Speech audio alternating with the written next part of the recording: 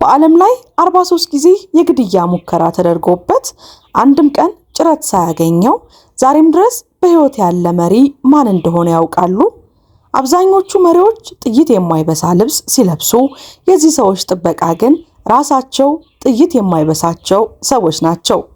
የሚነኩት በር፣ የሚቀመጡበት ወንበር፣ ሌላው ቀርቶ የሚጠጡት ውሃ ሳይቀር አስቀድሞ ይፈተሻል። ለምን መሰላችሁ?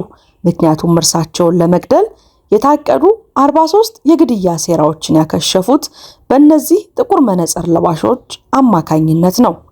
በምንም አይነት ሚዲያ የማይነገረውን የክሬምሊን የጥበቃ ሚስጥር ዛሬ እንመለከታለን። ለመሆኑ ይህ ሰው ማን ናቸው? እንዲህ ያለ ልዩ ጥበቃ የሚደረግላቸው የሚል ጥያቄ ወደ አይምሯችሁ እንደመጣ እርግጠኞች ነን።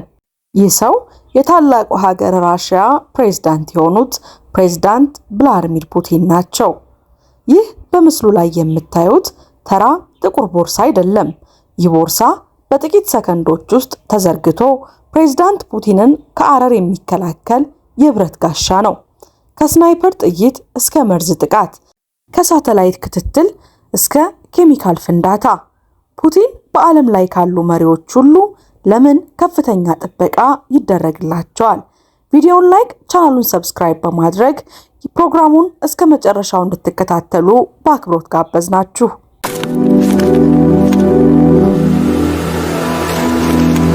ቭላድሚር ፑቲን በዓለም ላይ ብዙ ጠላቶች ያሏቸው መሪ ሊባሉ ይችላሉ። ነገር ግን ወደ እርሳቸው ለመድረስ መሞከር ለራስ ሞትን እንደመጋበዝ ነው። ብዙዎች እንደሚሉት እስከ ዛሬዋ ቀን ድረስ 43 ጊዜ የግድያ ሙከራ ተደርጎባቸዋል። ነገር ግን ፑቲን ዛሬ በሕይወት አሉ። ለዚህ ደግሞ ምስጢሩ የፌዴራል ጥበቃ አገልግሎት ወይም ኤፍኤስኦ በመባል የሚታወቀው የጥበቃ ቡድን ነው። እነዚህ ሰዎች ተራ ወታደሮች አይደሉም። እነርሱ የፑቲን የሰው ጋሻዎች ናቸው እንጂ። ዛሬ በምንም አይነት ሚዲያ የማይነገሩትን የፑቲን የጥበቃ ምስጢሮችን አንድ በአንድ ልንፈትሽ ነው። የራሻው ፕሬዝዳንት ቭላድሚር ፑቲን ጥበቃ በአራት ዋና ዋና ክቦች የተከፈለ ነው። የመጀመሪያው ክብ ወይም the inner guard በመባል የሚታወቁት እነዚህ በምስሉ ላይ የምታዩቸው ጥቁር ልብስና መነጽር ያደረጉ ናቸው። ፑቲን በሄዱበት ሁሉ በጥቂት ሜትሮች ርቀት ላይ ይገኛሉ። መነጽራቸውም ፋሽን አይደለም፣ የተኳሾችን አይን ለማንበብና የራሳቸውን የአይን አቅጣጫ ለመደበቅ የሚጠቀሙበት ነው። የሁለተኛው ክብ ወይም the crowd በመባል የሚታወቁት በመካከላቸው የሚገኙ ተራ ሲቪል የሚመስሉ ጥበቃዎች ናቸው። መሳሪያዎቻቸውን ደብቀው ህዝብ ውስጥ በመቀላቀል ማንኛውንም ተጠርጣሪ እንቅስቃሴ በዝምታ በንቃት ይከታተላሉ። ሶስተኛው ክብ ወይም the perimeter የሚባሉት ናቸው። ይህ ክብ ከህዝቡ ራቅ ብሎ የሚገኝ ሲሆን አካባቢውን በሙሉ በጥብቅ የሚቆጣጠሩ ተኳሾች ወይም ስናይፐርስ የሚገኙበት ነው።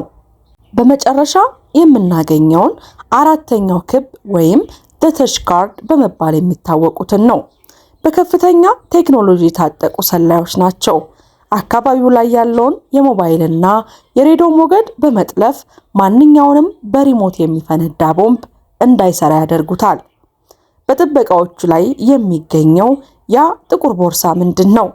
ለምንስ ሁል ጊዜ ይዞሩታል የሚል ጥያቄ ያስነሳል። ፕሬዝዳንት ቭላድሚር ፑቲንን ለሚከታተሉና ጥበቃዎቹን ለሚመለከቱ ሰዎች ብዙ ሰዎችም ሰነድ የያዘ ይመስላቸዋል። አይደለም።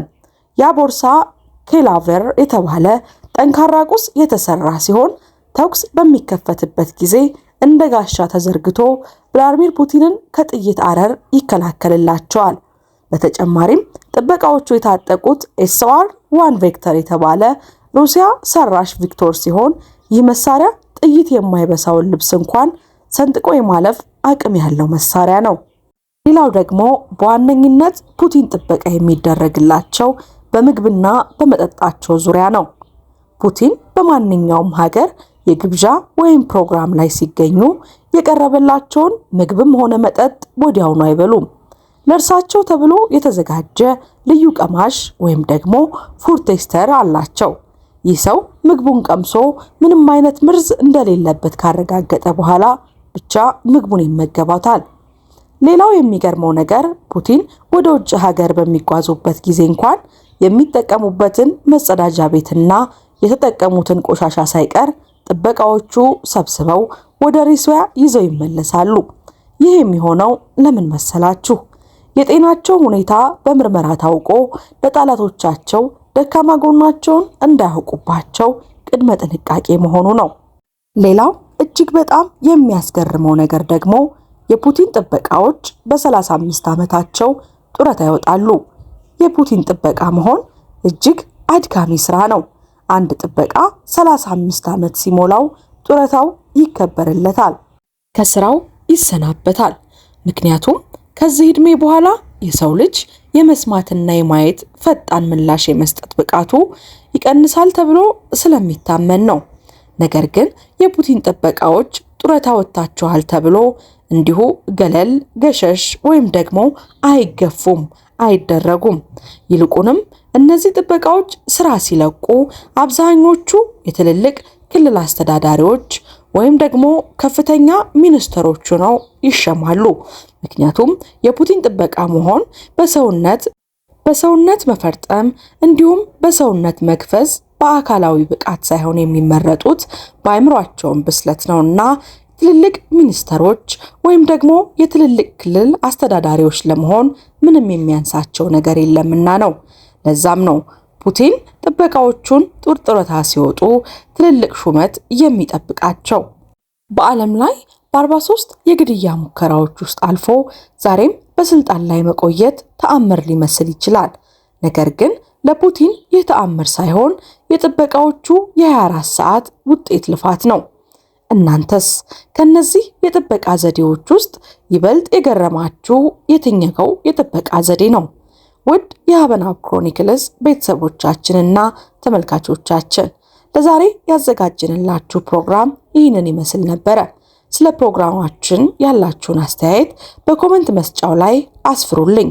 እንዲሁም ቪዲዮውን ከወደዳችሁት ላይክ ማድረጋችሁን፣ ለወዳጅ ዘመድ ማጋራታችሁንና ለቻናላችን አዲስ ከሆናችሁ ደግሞ ሰብስክራይብ ማድረግ ቤተሰብ እንድትሆኑ እንዲሁም ሌላ አዳዲስ ፕሮግራሞች ስለቅ ቶሎ ቶሎ ወደ እናንተ ይደርሱ ዘንድ ደወል ምልክቷን መጫን በፍጹም አትዘንጉ። ከዚህ ቀደም የሰራናቸውን ፕሮግራሞችም በቻናላችን ገብታችሁ እንድትመለከቱ እየጋበዝን ለዛሬ ያዘጋጀንላችሁ መረጃ ይህንን ይመስል ነበረ። በሚቀጥለው ፕሮግራማችን ወይም የቪዲዮ ዝግጅታችን እስከምንገናኝ ድረስ መልካም ቆይታ